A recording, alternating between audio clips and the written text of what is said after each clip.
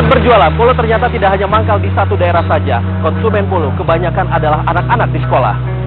Hasil uji laboratorium menunjukkan bahwa selain Polo, ternyata masih banyak pedagang bubur sumsum lainnya yang berbuat curang dengan menambahkan bahan kimia berbahaya ke dalam bubur sumsum buatannya.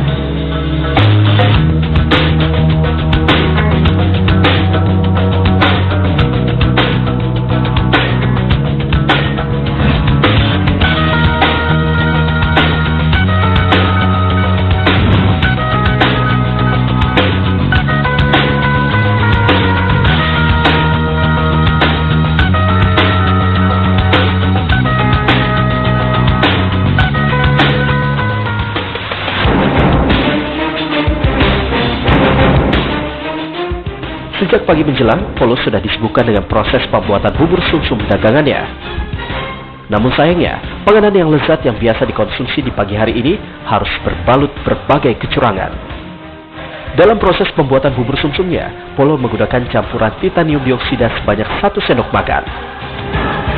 Padahal dengan jumlah adonan yang Polo buat, senyawa titanium dioksida yang diperbolehkan hanyalah seujung sendok saja. Nah, ambang batas yang diperbolehkan berdasarkan peraturan itu sekitar 0,05% atau 500 mg per kilogram berat badan. Pada adonan biji nangka sebagai menu tambahan bubur sumsum, Polo juga menambahkan pemanis buatan untuk menghemat penggunaan gula yang cukup mahal. Polo beranggapan penambahan zat-zat kimia tersebut tidak berbahaya. Polo tak segan-segan memberikan bubur buatannya pada anak bungsunya, dan selama ini Polo merasa tak ada masalah dengan kesehatan sang anak.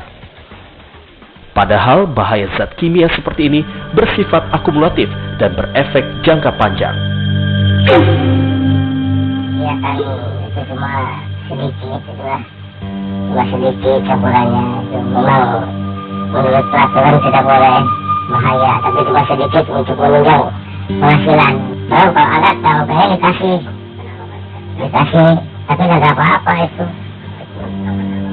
Jadi dicek dulu sama anak saya, kalau jualan saya kalau itu keracunan kan pasti kena anak juga keracunan, tapi anak saya juga nggak apa-apa.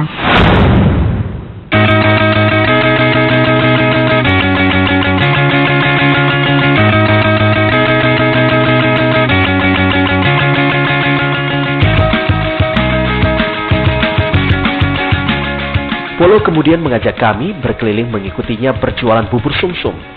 Konsumen Polo kebanyakan adalah anak-anak.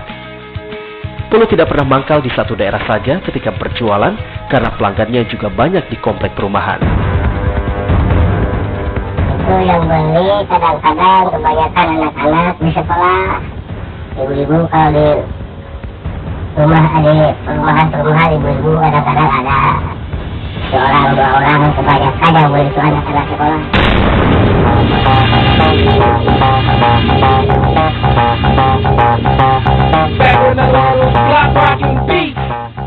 Berbagai kecurangan yang dilakukan Polo membuat kami penasaran, apakah ada pedagang lain yang juga berlaku seperti Polo. Tim reportase investigasi mengumpulkan beberapa sampel bubur sumsum dari beberapa kota di Indonesia.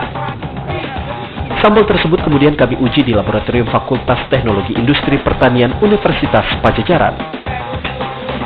Hasil uji laboratorium membuktikan beberapa sampel dari pedagang lain juga terdeteksi menggunakan zat serupa. Kami mendapatkan hasil bahwa 20%, artinya 2 dari 10 sampel itu positif mengandung boraks. Kemudian 60%, artinya 6 sampel dari 10 mengandung titanium atau titanium dioksida yang kami uji. Kemudian 30%-nya sebenarnya pewarna, tapi pewarna yang berasal dari titanium.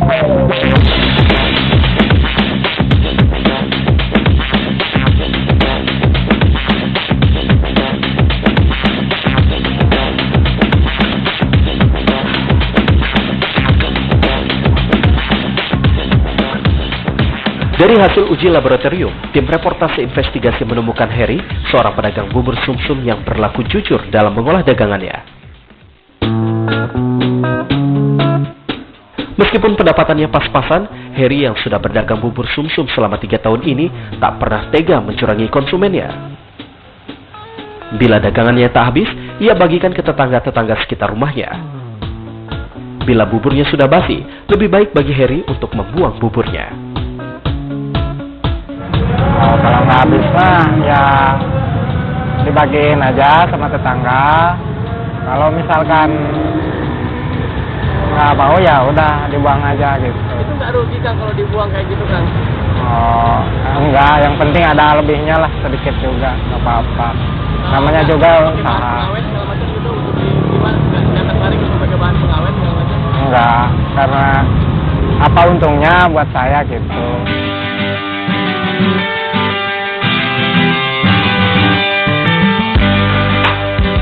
Sedikit tips untuk Anda dalam memilih bubur sumsum.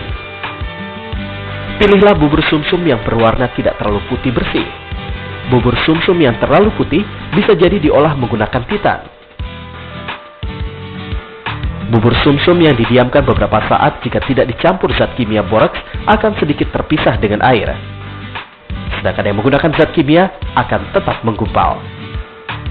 Tim Reportase Investigasi.